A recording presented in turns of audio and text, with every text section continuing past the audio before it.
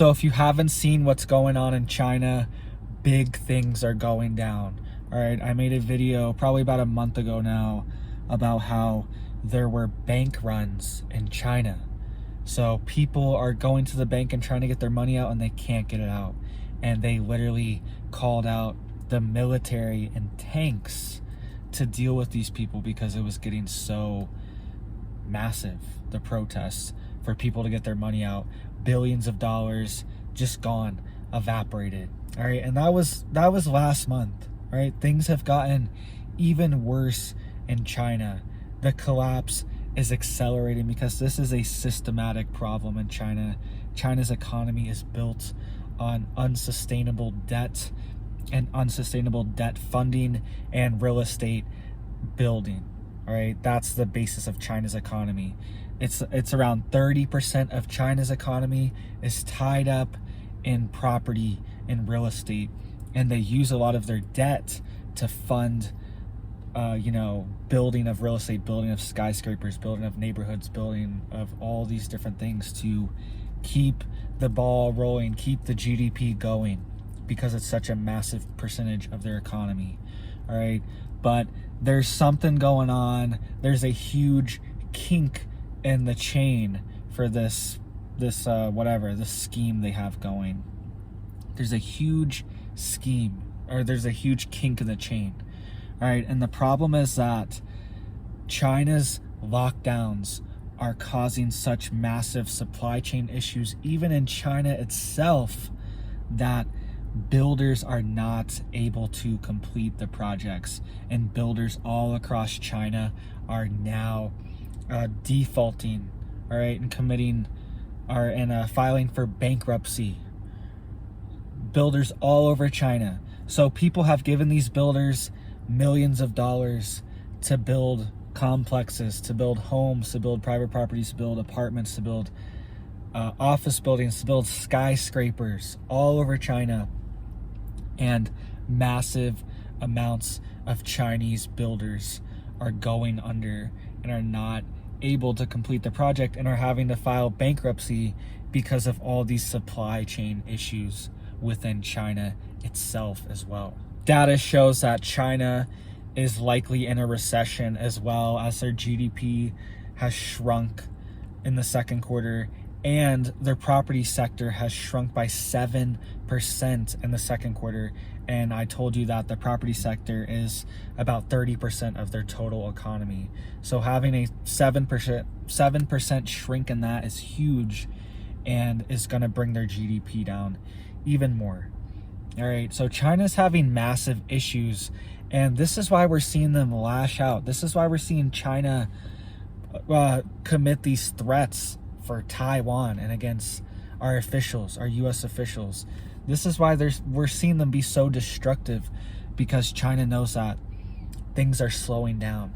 And once things slow down for China, China and Japan are the two largest holders of U.S.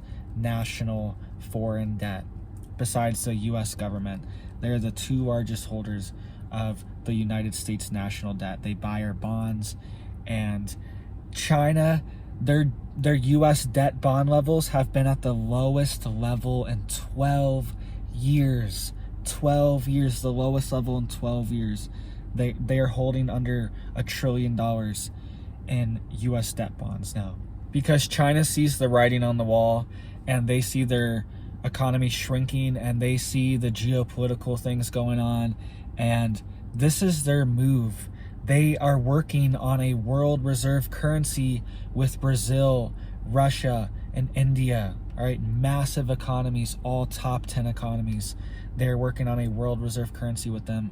So this is China's move to double down and try to move away from the dollar, or they get stuck with the dollar and they get stuck with the US going down as well too. They are trying to move away from the dollar as soon as possible. They saw what happened with sanctions recently on other countries. They see what's happening, and they don't want that to happen to them. All right, they're already threatening US officials for Taiwan. All right, so that's possibly, like, that right there is a call for, you know, to put sanctions on, possibly. Just something like that possibly could be, you know, a threat for them. So they are getting rid of US dollars, US debt.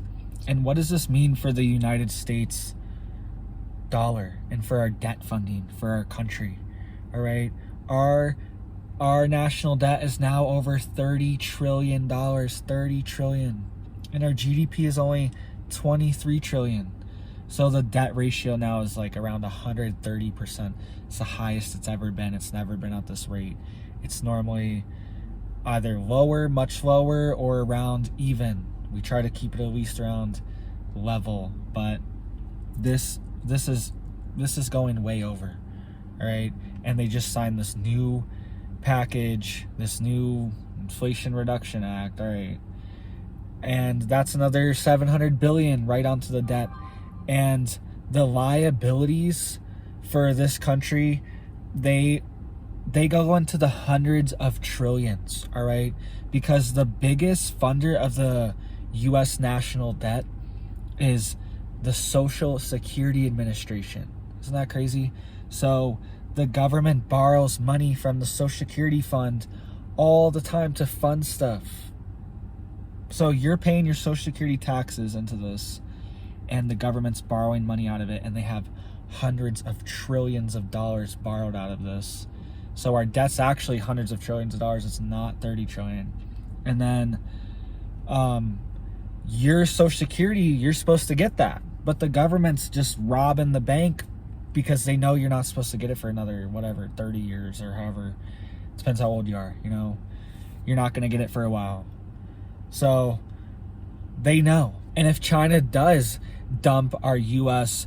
bonds and U.S. debt, then that's also a signal to other countries that, look, we don't have confidence in America anymore. We are their top debt buyer, one of the top ones, China and Japan. And we do not want to have this debt in our portfolio anymore. And that signals to other countries like, hey, you know, it's like when a big investor pulls out of a stock, he dumps all his Tesla stock or whatever, he dumps all his whatever stock, and everyone freaks out and they dump their stock too. They're like, hey, what's going on? What's this guy know that we don't know? It's like a signal to other people like, hey, I don't have confidence in this anymore. I'm getting rid of it. And hey, maybe you should too, because this is a major player, China. So let me know what you guys think. China's economy is literally just, it's in free fall right now. It does not look good.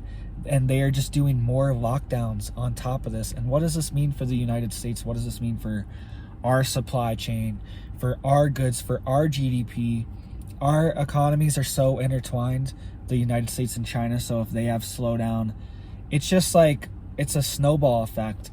We have a recession, and then they have a recession, and then our recession gets worse because they're in recession. And it's like, we're buying less of their goods, so their recession gets even worse.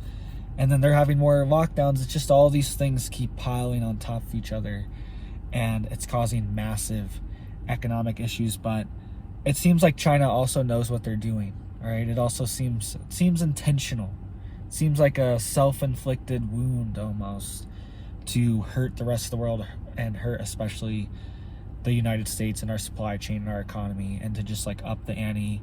So let me know what you guys think.